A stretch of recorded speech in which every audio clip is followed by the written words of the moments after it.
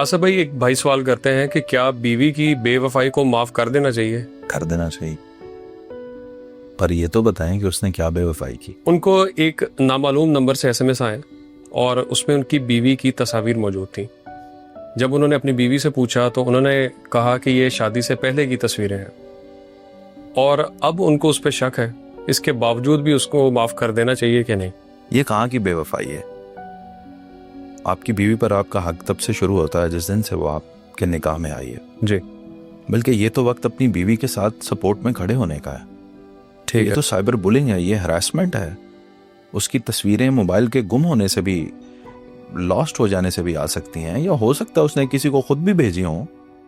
तो अब कोई शख्स उसके शोहर को या उसके शोहर की फैमिली में शादी के बाद वो तस्वीरें भेज रहा है तो वो क्लियरली ब्लैकमेलिंग कर रहा है। जी।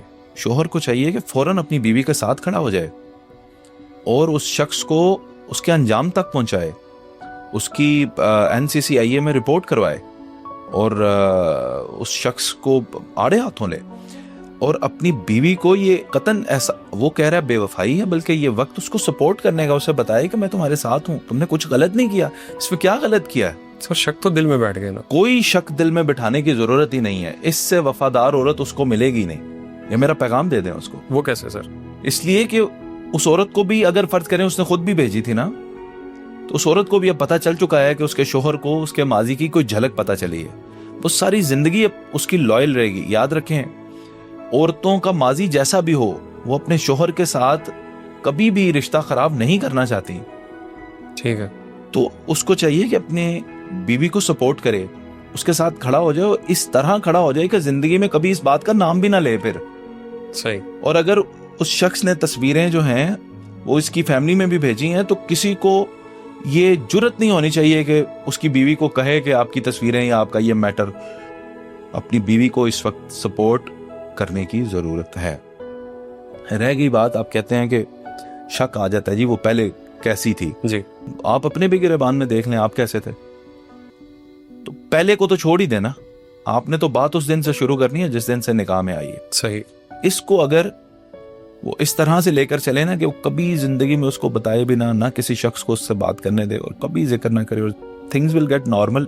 इतनी नॉर्मल हो जाएंगी कि कुछ सालों बाद यही बीवी उनका मोबाइल चेक करेगी कि आप किसी लड़की से बातें तो नहीं करते। सही। तब आपके ज़हन में दोबारा ख्याल आएगा माजी का, लेकिन आपने तब भी इसको नहीं कहना। सही।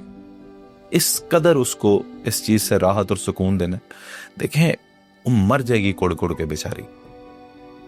कोई अगर माजी था भी तो उस बेगैरत शख्स ने तस्वीरें भेज दी आगे। अब वो अपने शोहर से भी हाथ धो बैठेगी, खुदा ना खास्ता वो उसे तलाक दे दे, और पीछे वाला शख्स तो है ही बेगैरत, वो यकीनन अपनाएगा भी नहीं। तो क्या जरूरत पड़ी है आपको इस तरह के रिश्तों में आने की? मैं कहता हूं इंसान का ताल्लुक बन जाता है जी, इख्तियार नहीं होता खुद पे। टीनेजर होते हैं, कभी किसी और स्टेज में होते हैं, आप किसी से ताल्लुक में आ ही जाते हैं।